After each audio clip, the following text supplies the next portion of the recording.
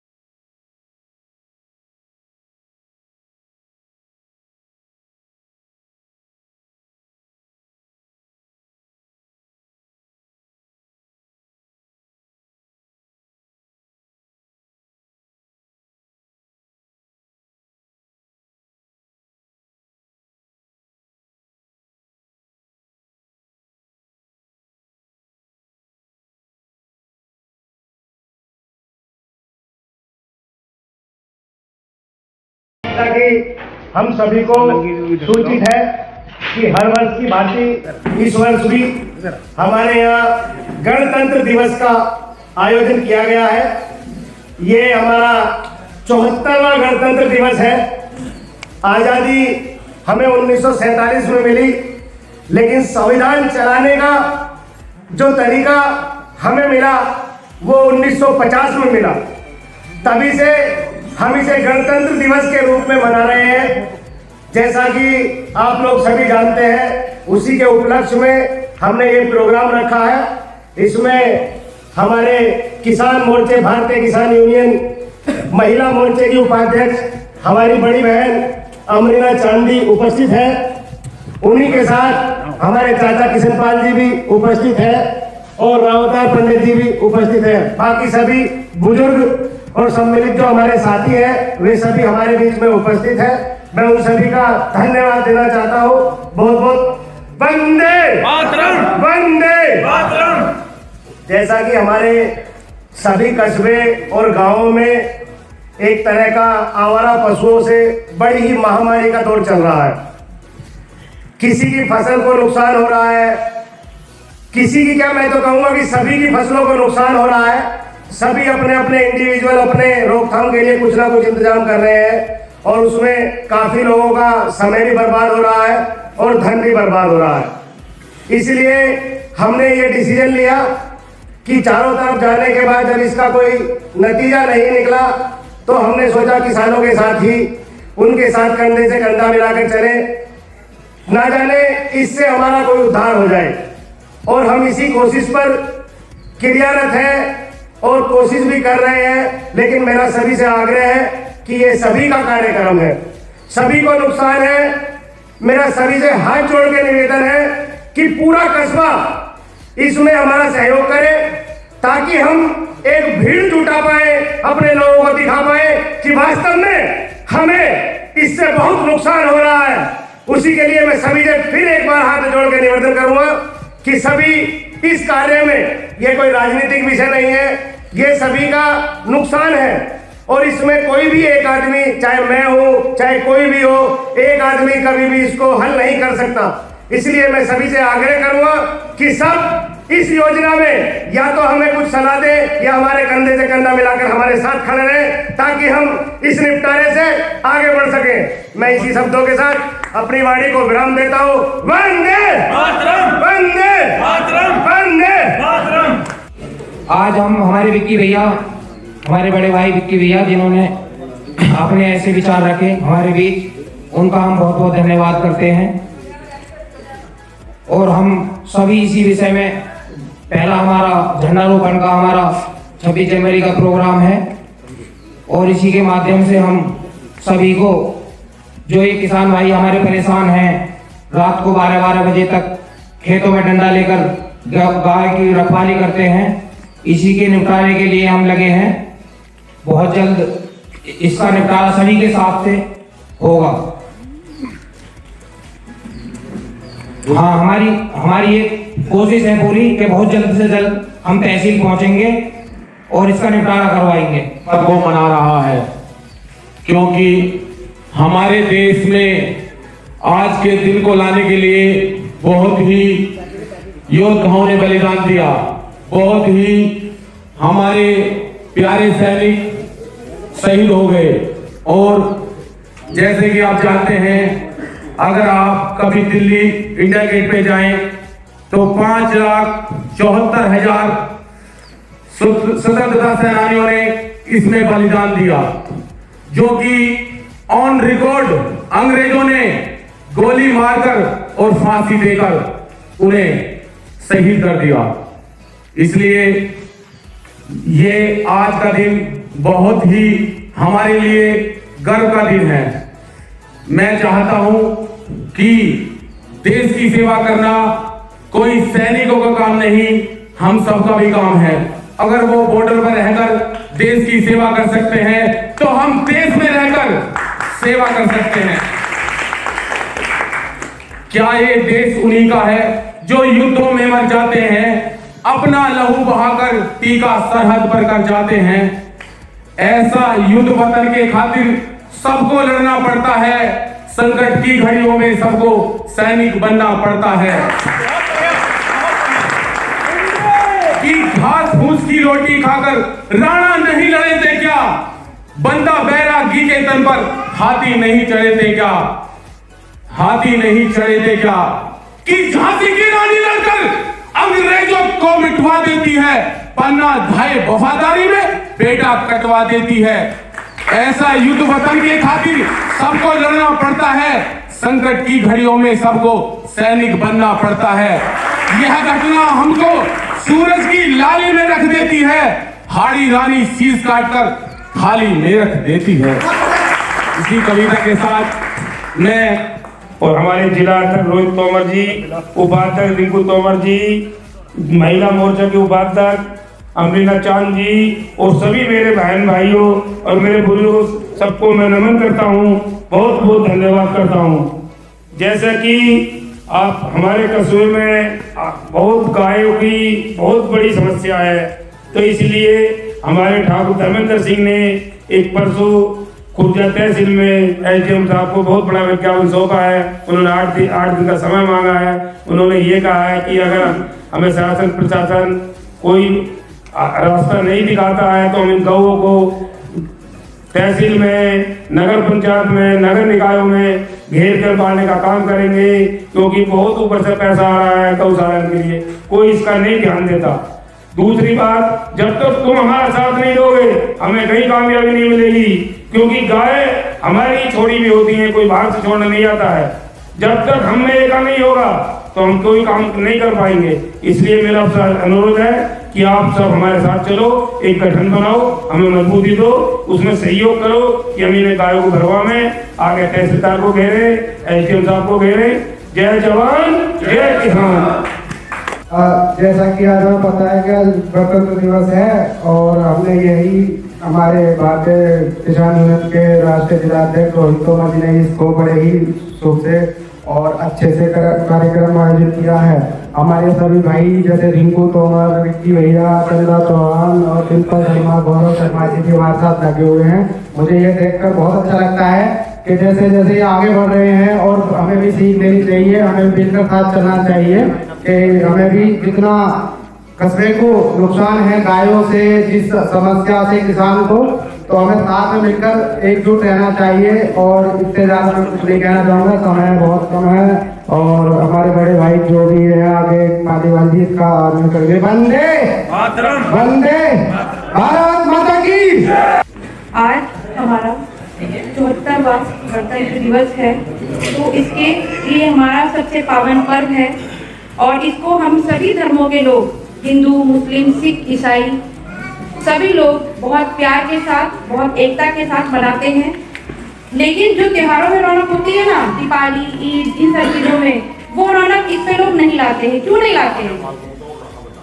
क्यों नहीं लाते हैं? बस थोड़ा सा मैं जानना चाहूँगी। होनी चाहिए ना, होनी चाहिए ना, तो क्यों नहीं होती? ये त्योहार तुम्हारा सबका है, मेरे घर में, पड़ोसी के घर में, सबके घर में होनी चाहिए। जैसे हम तैयारी करवाते हैं अपने बच्चों को ईद, दीपावली, होली की, तो वही तैयारी हमारे घरों में आज के दिन के लिए होनी चाहिए। अभी आधी जनता कस्बे की सो रही है, बिल्कुल सो रही है, उन्हें पता ही नहीं है, कहना कि झंडा फहरेगा, छोड़ दो लड्डू के लिए क्या जाएगा।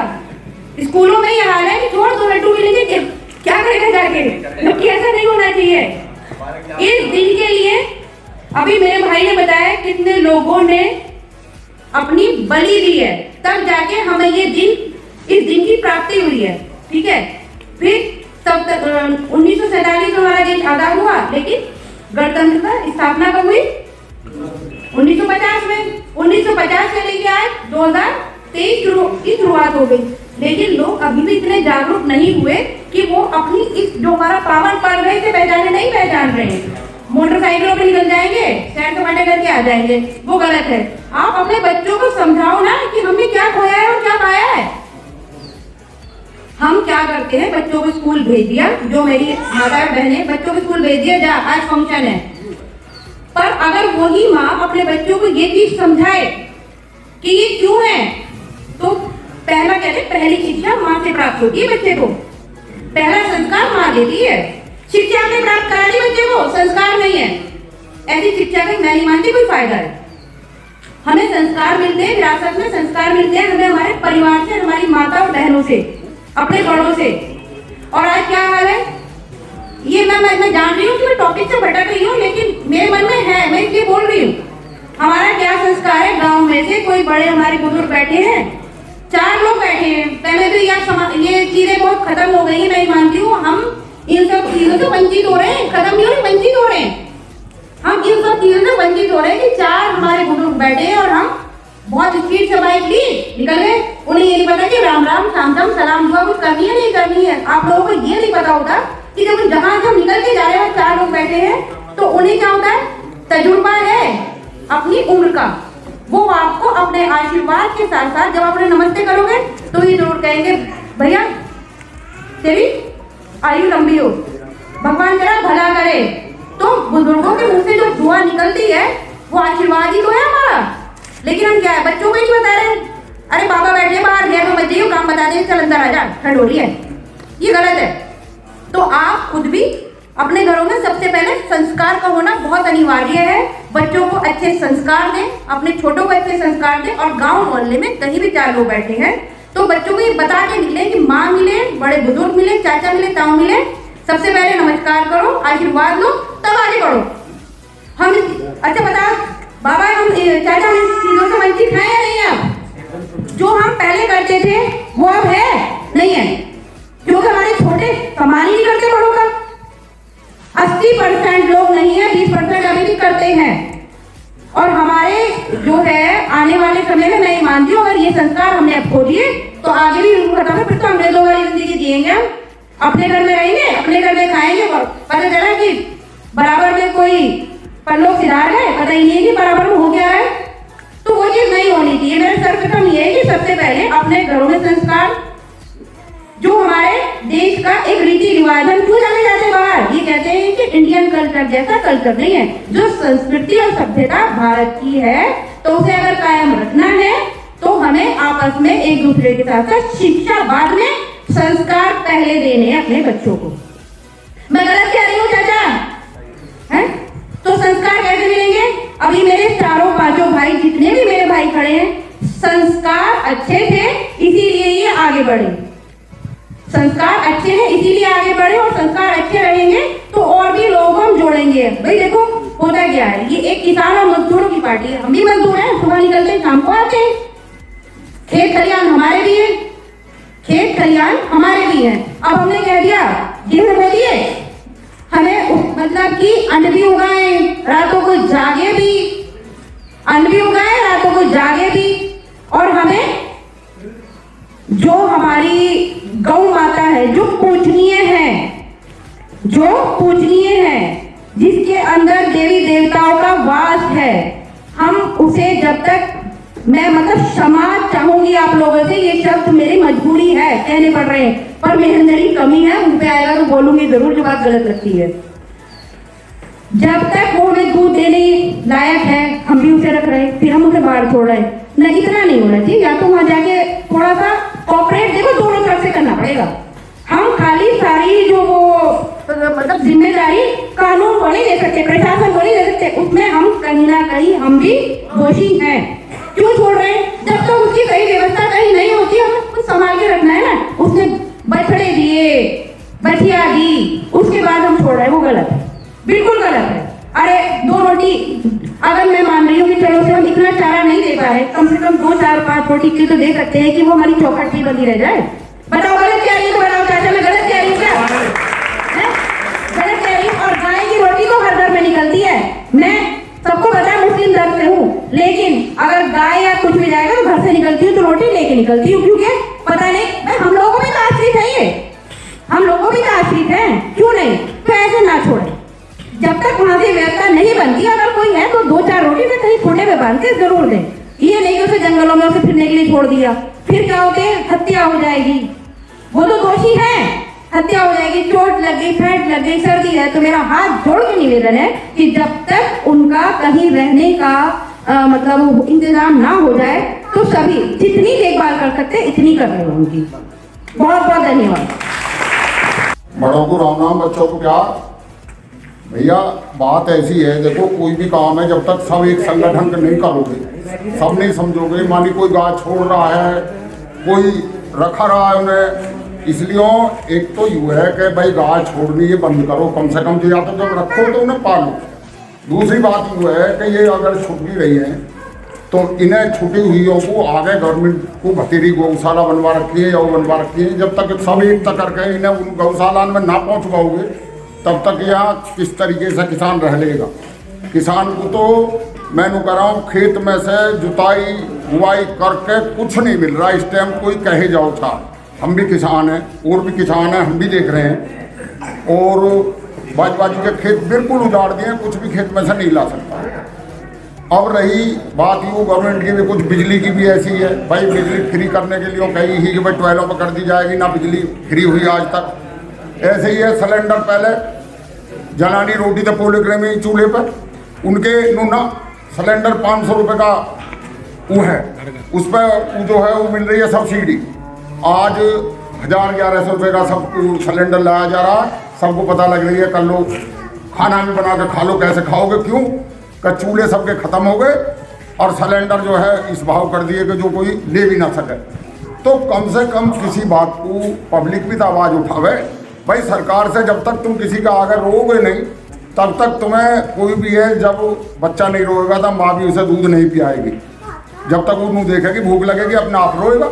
तुम्हें भी तो कुछ भूख लगनी चाहिए, तुम भी तो कोई नेता हम हैं, उनसे तो कुछ कहो। नेता मुँह बनाते हैं, नेता उनसे कुछ कहते नहीं, नेता निफराम है, वो तो पब्लिक के धोरे जब आएंगे जब उनको वोटों की ज़रूरत होगी, उससे पहले कोई आएगा नहीं। 5 साल तक पब्लिक परेशान फिर जाएगी, ना कोई सुनने वाला, ना कोई, जो कोई सुने तो आगे को वोट दो, और नहीं किसी को जो अगर इस तरीके से कोई किसान की या उसकी ना सुने तो उन्हें वोट भी मत दो। चाहे कोई सही, हम लोग का कोई सरकार सही, जो को सुनेगा उसकी गैर लगेंगे। तो हमारा कहना तो यही है भैया कि पब्लिक परेशान इस तरीके से ना हो, जब तक एकता नहीं बनाएगी, जब तक तुम सब एकता में नहीं होंगे, तब तक तुम्हें कोई नहीं बूझने वाला। तुम अपनी एकता में हो।